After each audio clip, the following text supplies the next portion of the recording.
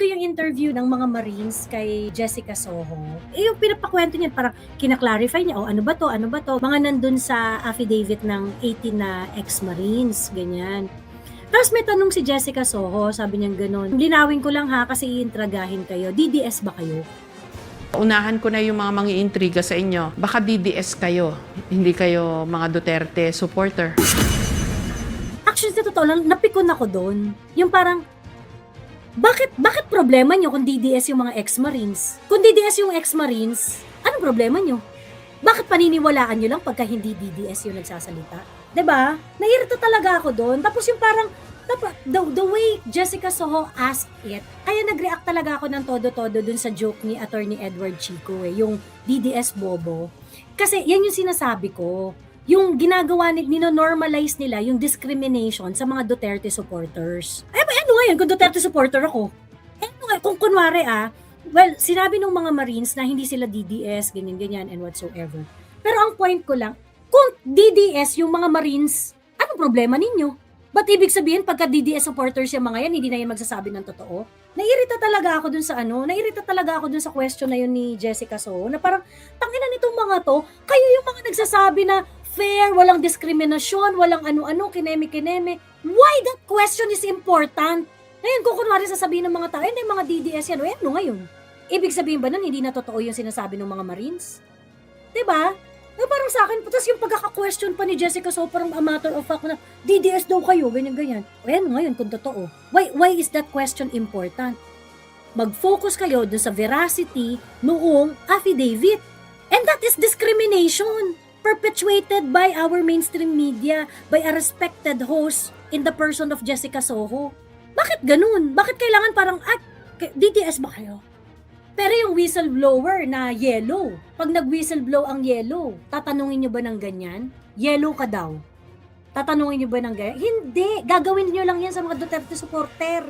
Sobrang kadiri, I just have to bring that up kasi I remember yung parang, bakit namin kailangan mag-apologize for being a Duterte supporter?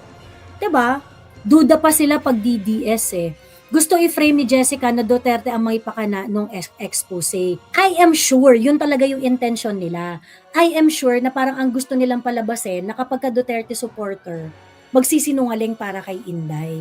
Pero ang sa akin, ang point ko nga, ano ngayon kung Duterte supporter?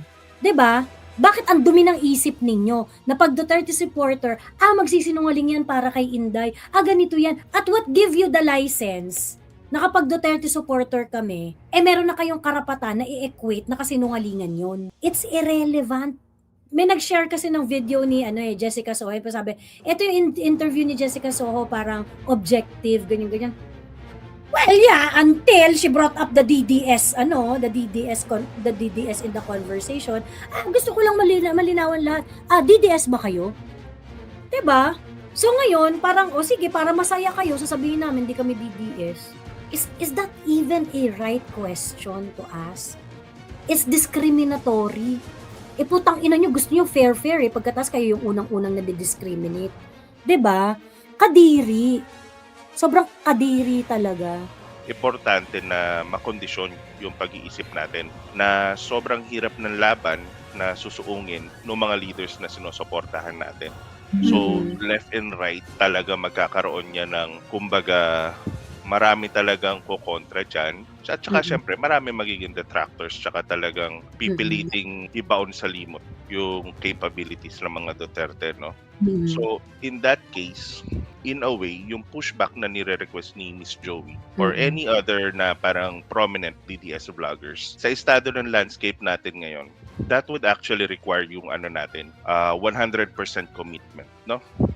Kumbaga, kahit anong narrative that might be detrimental sa movement natin, we have to shut it down. Kahit yung even our own, actually. And actually, importante yung our own doon tayo mag-umpisa kasi yun yung pinaka makokontrol natin. As an individual, we have our thoughts na, kumbaga, parang, jumbled complex emotions na posible ba mangyari, imposible ba mangyari, or what, no? So, kung ano man yung, we try to be self-analytic para pagdating sa mga ganyang usapan, sana yung mga bagay na sasabihin natin, be very mindful Lalo na Mm. kapag ganito na kagaya ng public platform and public discourse, no? So kumbaga meron tayong mga doubts, we try to deal with that internally. And as much as possible, kumbaga last resort na yung pagsasabi na i-open up natin sa public platforms. Kasi mahirap at sobrang hirap na yung estado natin ngayon. This is actually an uphill battle. At gaya nga nung nabanggit ni Sas nung last live, no? And I'm really paraphrasing here. May exponential growth yung kawalangyaan na napilitang itolerate o itiisin ng mga Pinoy, no? No, para kumbaga mula sa milyon, naging bilyon, naging trilyon.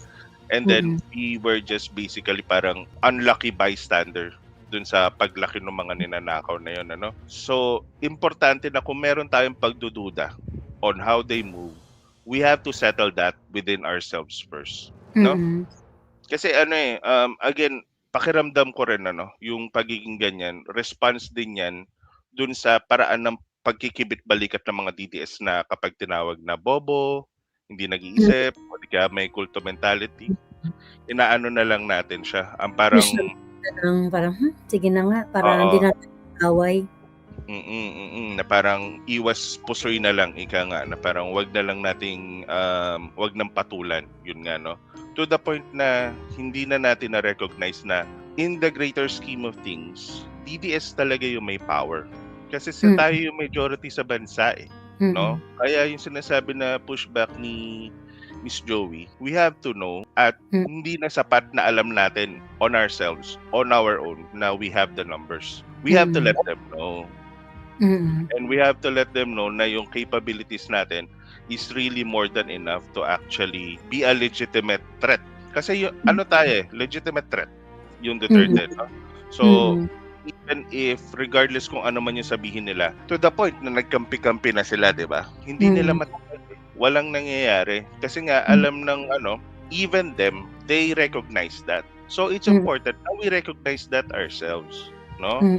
Kaya wag sana yung kaya siguro na-trigger din ako dun sa hirit na hindi uusad yung sa 18 Marines, no? Kasi pakiramdam ko, you have to put yourselves in their shoes. Sigurado ako, naisip din nila yan.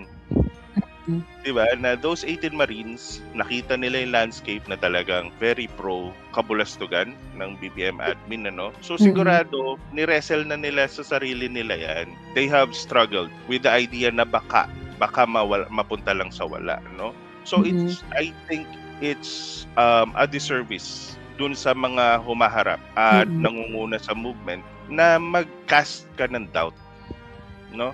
And even trying to put that into the conversation, public conversation. Although, kumbaga, minsan naman kasi, okay rin naman na mag-self-check.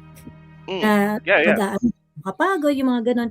Pero kasi meron naman rin kasi talaga yung mga tao na parang nambabasag lang talaga ng spirit, no? Yeah. Oo, yung nakaka-irita lang rin talaga.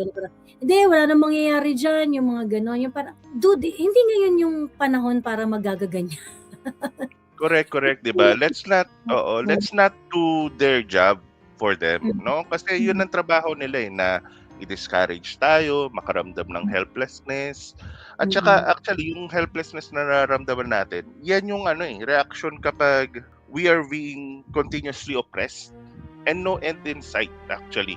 Kasi di ba nga may bulong-bulungan na parang ang gusto talaga i-establish na eternally they will be in power. Yung alang PI ni Martin Romualdez, di ba? Yung initiative niya. Kung hindi naharangan yon, pretty much na-seal na yung deal. But then again, there are those moments na I think we are actually winning. Kasi throughout it all, throughout the years ng pananatili ni BBM as presidente, hindi naman tumigil yung mga representative natin to fight back.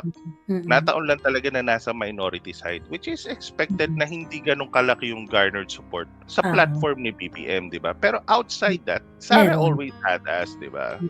So yun lang na sana. Kasi at the end of it all, naniniwala ako na words have power.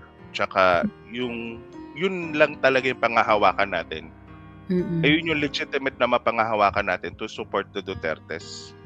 Tsaka yung mga gaya ni Miss Joey, tsaka yung any DDS-aligned vloggers na very vocal and very prominent, sila yung conductors natin to voice our opinions na hanggang kaya. Ito yung term, ito yung operative verb, hanggang kaya.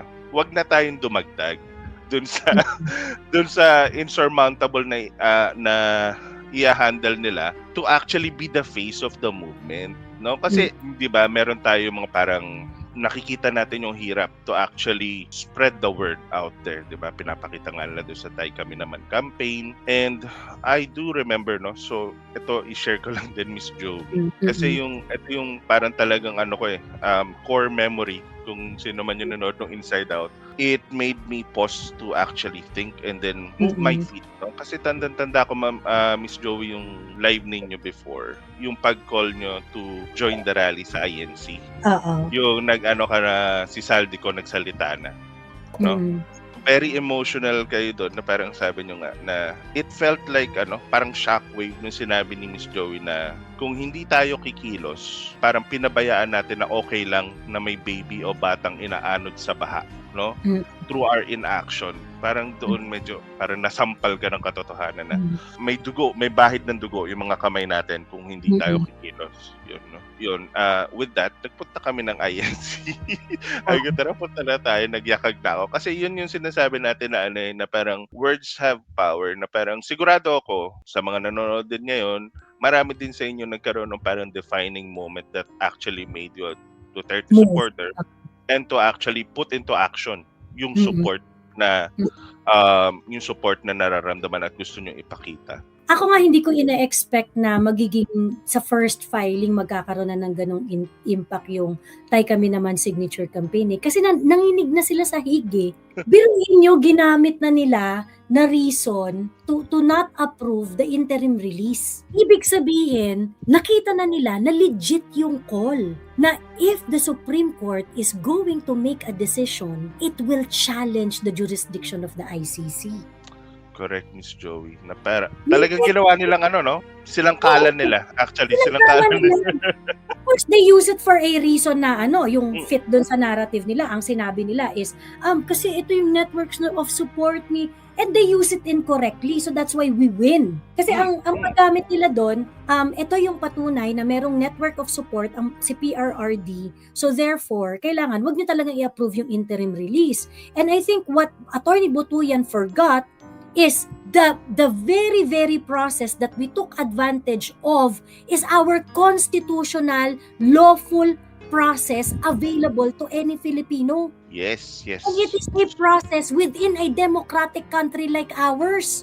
So if a lawyer like Butuyan is going to use it as a proof of a network of support and ICC would agree, it means ICC does not respect the democratic rights of the Filipino people. 'Di ba? Yep. No matter how hard you try to frame it as a network of support na dangerous doon sa paghahawak ninyo kay PRRD para maging flight risk si PRRD, you cannot deny that this movement is sending shivers down your spine. Yes. Kayo kasi na-challenge yung authority ninyo. And again, that just really proves na we have the legal means to exercise kung ano man yung kailangan natin gawin para ma-settle yung mga matters ng bansa, no? Which is something na parang nakalimutan ata ng ICC, no? Kasi as far as I'm concerned, ICC is supposed to handle yung mga failed states. Paano ka magkakaroon ng failed state kung merong working constitutional law na ginagamit natin to actually express our sovereignty? At saka nakakalimutan din ata ng ICC na they're supposed to act under the rule of complementarity.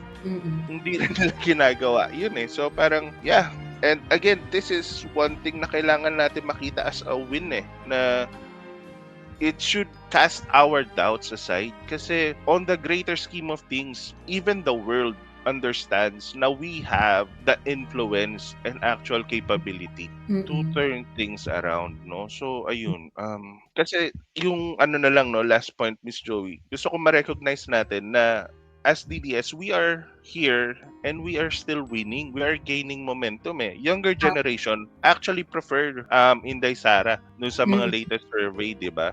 Na parang Mm. kahit na anong ibato sa kanya, hindi gumagalaw yung numbers niya eh. The only way to go for her is up Oo. as far Yeah. as yung sa approval rating tsaka doon sa preference.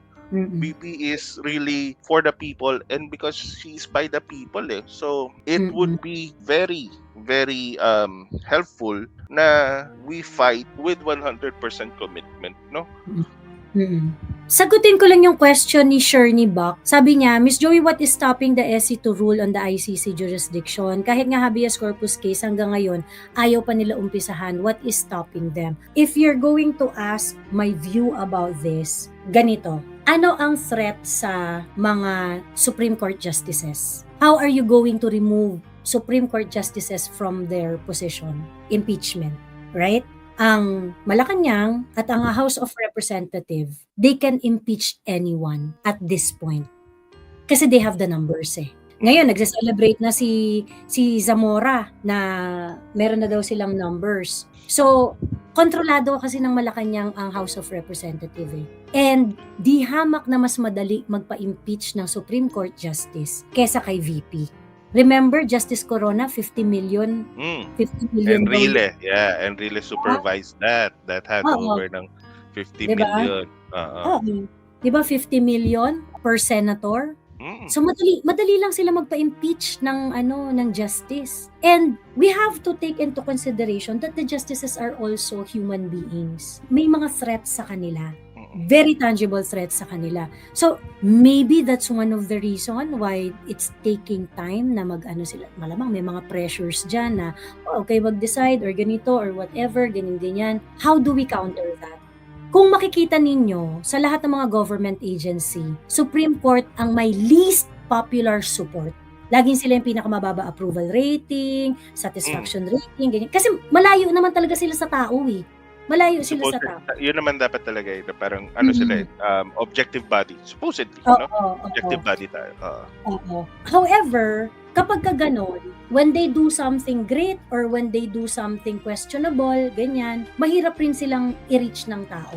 I think what we are doing right now is basically telling the Supreme Court that we understand your predicament. We understand the predicament of the Supreme Court. That you are in a situation wherein pwede kayong pagtripan ng dalawang adik, ng mga adik sa Congress at ng adik sa Malacanang. And we are hoping that at the end of the day, they're going to choose the people who are begging them to save the country.